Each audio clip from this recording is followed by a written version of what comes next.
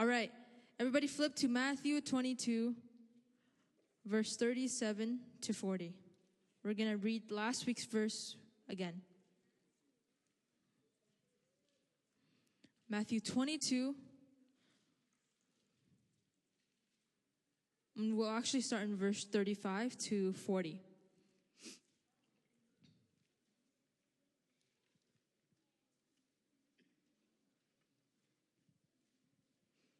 All right, I'm going to read it for us. Verse 35 says, one of them, an expert in the law, tested him with this question. Teacher, what is the greatest commandment in the law?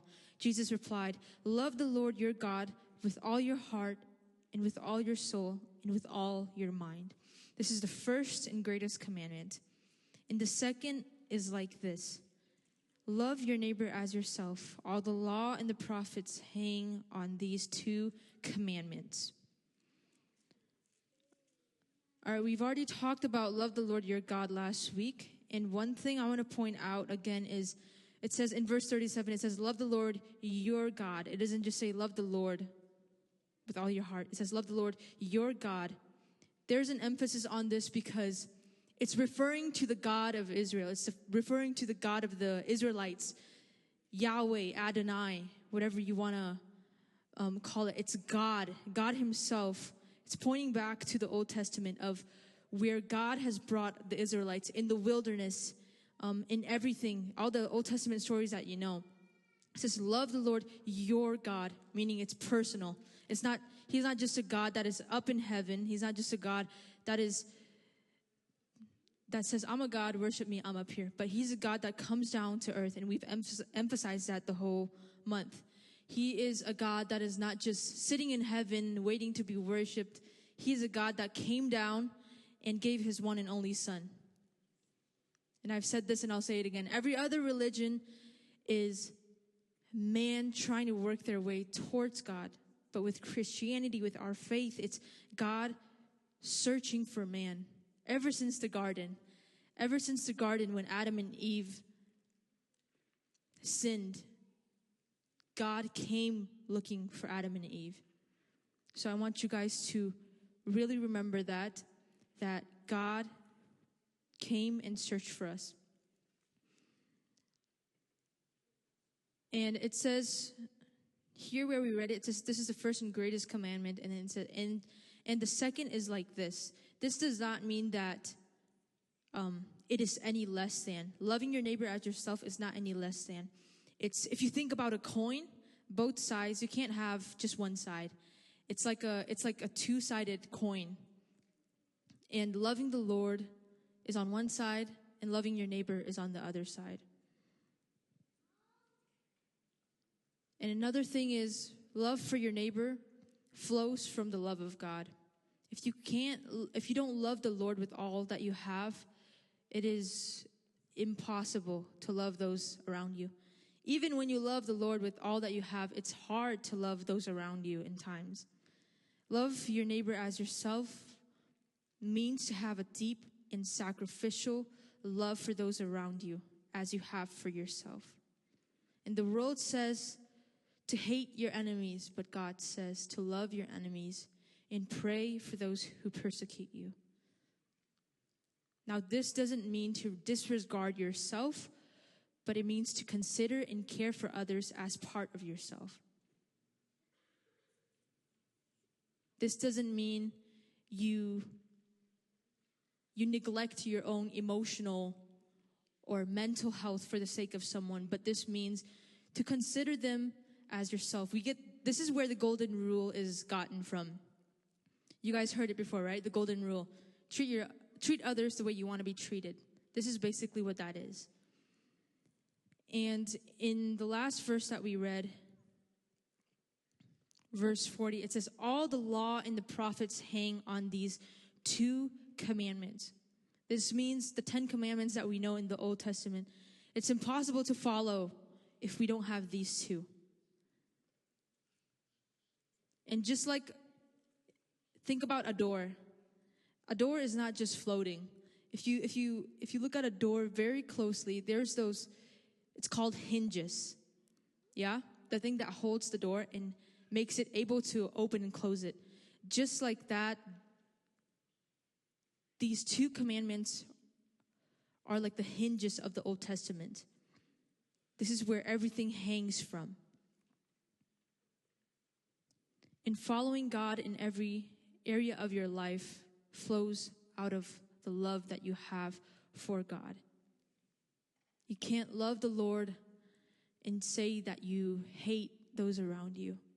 And you can't love those around you if you say that you don't love the Lord. Both are true, or none is true. These two commandments makes it possible to love others, which is the foundation for all relationships and friendships that we have. And we've talked about it in our first Saturday of preaching on love. We talked about how love is more than an emotion. It requires action, right? And we've given many examples. And I want to reiterate it and say love involves absolute surrender and selfless giving. Because while we were still sinners, Christ died for us. In Luke 23:24,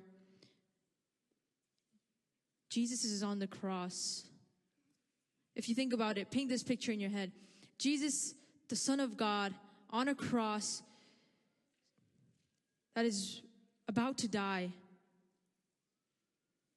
He says, "Father, forgive them, for they know not what they do." And if you think about it this way, if Jesus can love those who put him on the cross, if Jesus can love those who persecuted him, if Jesus can love those who hated him, who are we to not love those around us?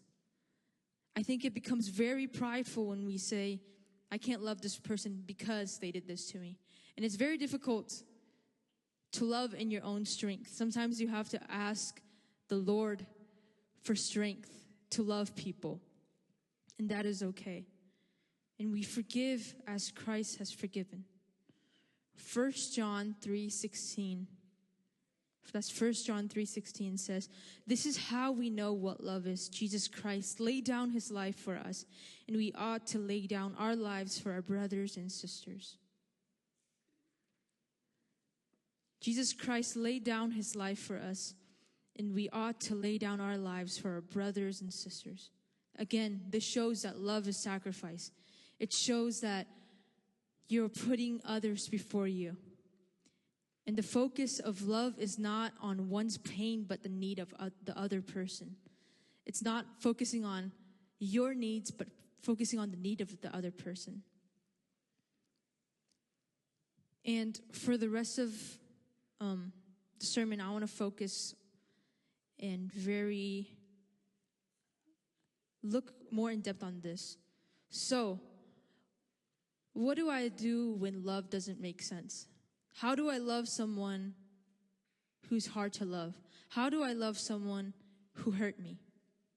Because especially those teenagers, I'm sure we've been through friendships, relationships, any type of relationship with parents, other friends, anybody. How do I love those who hurt me? How do I love those who are hard to love? And one thing we have to realize is sometimes love doesn't make sense. If love made sense, we are not worthy of the cross.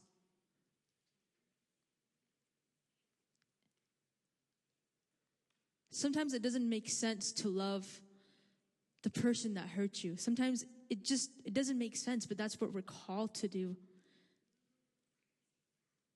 If love made sense, I don't think Christ would have came on earth, because it makes no sense for such a perfect being to come and die in my place, in our place. It doesn't make sense. The love of God doesn't make sense.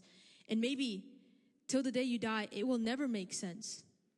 But that doesn't change the fact that you are loved. So just as Christ came down, just as the love of the Lord is upon us, we must be able to show that same love God gave us to those around us. And it doesn't have to make sense for you to love. Love is not logic.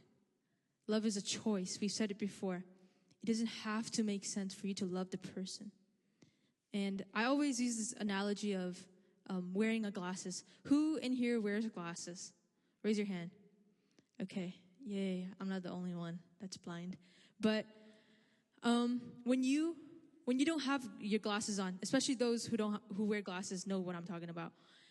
I probably can't see that's over there. If I have contacts on. I don't have glasses on right now, for your information. But that's probably blurry to me if I don't have my glasses on. But as soon as I take my glasses and put it on, I can see clearly. So just like that, if we take the glasses of love, if we look at people through the lens of love, it is easier to love. If we put those down and take the glasses of bitterness or unforgiveness, we start looking at everybody with unforgiveness and bitterness. That's how it is. And yes, you may have been hurt, but it's important to not dwell in it. It's important to, yes, process it and everything, but choose to put on the lens of love. It makes life so much easier. Because if we want to be critical about everything, I can put on the glasses of being critical and say, oh, that person should have done this. They should have done this better. Why did they do that? But instead, I put that away and put on the glasses of love. I look at, wow, they did that. This is amazing. Like, they're such a great person. And you start to see the positive side. So,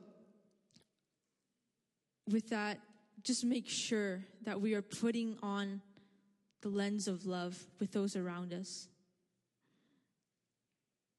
And as much as it's hard to love sometimes, I heard this illustration from R.C. Sproul. I don't know if any of you, the older people, will probably know, but there's a story of a married couple where they don't get along anymore. And marriage is till death. You can't just say, oh, I don't want to be with this person and break and get a divorce. So there's this man that comes up to a pastor and says, hey, pastor, I don't know, I don't really love my wife anymore, and I want to get a divorce. And the pastor said, okay, what's the problem? Like, what seems to be the problem? And then the man says, well, she keeps talking, she keeps nagging, she talks too much. You know how us women are. She talks too much. And she talks too much. She's just annoying. I don't feel like I love her anymore as I used to. And then the pastor was like, okay, what will solve the problem?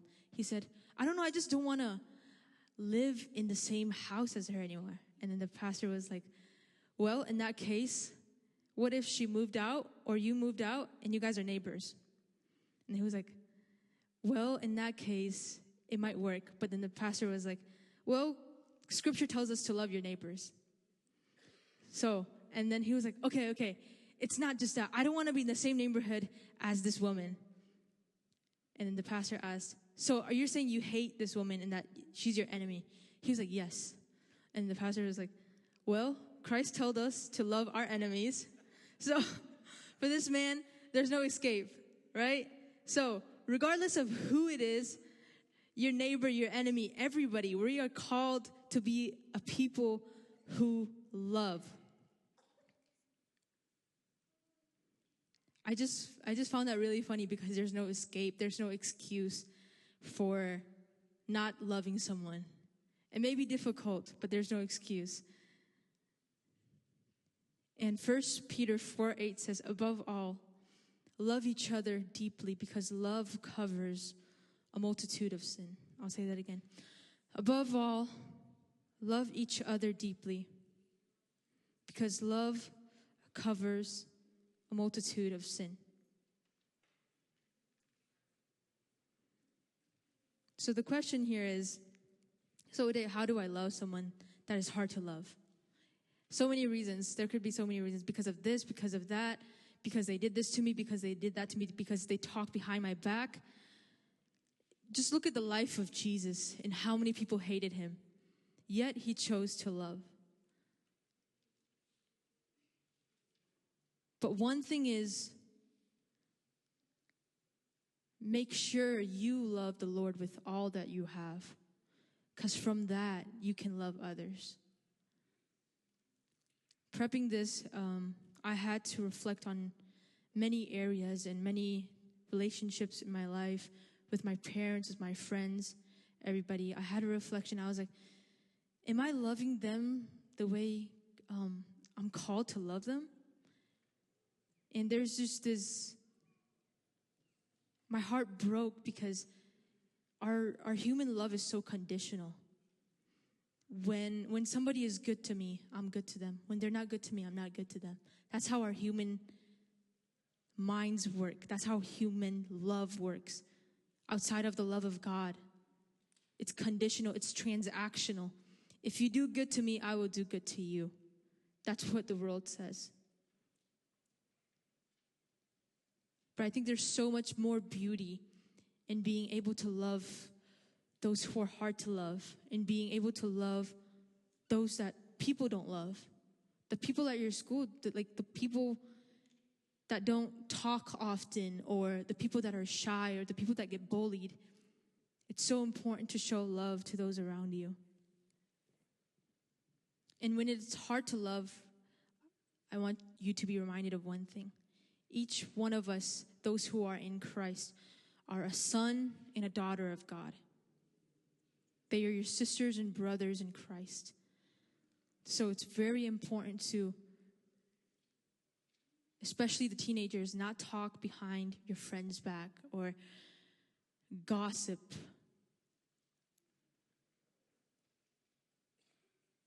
Gossiping is easy. You start one thing, another person says another thing, and then you talk for 3-4 hours. But you know what's not easy is choosing to love. But you know what wasn't easy? It was the cross. The cross wasn't easy. We're called to walk in the harder path, in the narrow path. So when it's hard to love someone, may you be reminded, oh, they are a son, they are a daughter of God. And this is my brother, and this is my sister in Christ. And as I come to a close, I want to say, loving God and loving those around you, loving your neighbor means those around you. Loving people are inseparable. You cannot love God and say that you don't love people. And you cannot love people without loving God. And Jesus is the ultimate example. He loved us even when we didn't deserve it. He loved us on the cross. He forgave those who hated him on the cross. So we must reflect that same love that God has shown to us. So through this time when I was speaking, if there was a person, or if there's a specific friendship or relationship, or even your parents, anybody around you that you feel like you haven't loved, just think about it. I want you guys to, when you go home, pray about it. And especially if it's in your family, because we're called to love people, but that starts in the family. So if there's anything that you need to apologize for to your parents, I don't know, maybe you were talking back to them before you came to church or something. Just anything. Reflect on it. And I want you guys to reflect on who in your life do you need to love sacrificially this week? Who is the person that nobody really talks to or doesn't look like anybody loves them? Whether if it's at school, most of us are in school, so I'm sure you guys have seen people who don't really talk too much, who people push away. I want to challenge you guys to go up to them, ask them their story, because we all have our own story. Ask them, hey, what's your name? What do you like? Or how are you? A simple hi can really touch someone's life. So I want to leave you guys with that So reflect on that. Who do you need to love sacrificially in your life?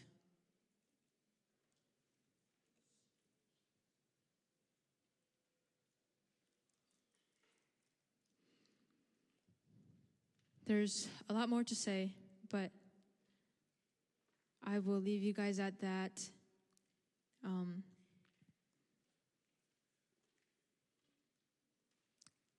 Love the Lord your God.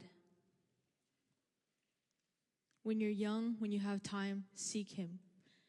You never know, guys. Life is so fragile. Tomorrow is not promised. We make plans of, in 10 years, in 15 years, I'm going to do this, I'm going to do that. It's great. Have visions, have big goals. I encourage you guys. You guys are young. You guys are in a country where if you put your mind to it, anything is possible. You guys have limitless opportunities. You guys know English so well, much better than even those who are older. So I just want to empower you guys to, while you're young, seek the Lord and love the Lord with all that you have.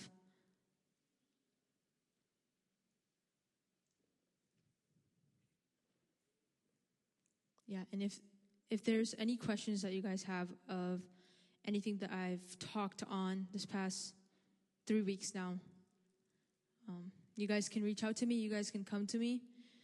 Come to the youth leaders, anybody. We are here for you guys. We love you guys. And we want you guys to do good. We want you guys to love the Lord. So yeah.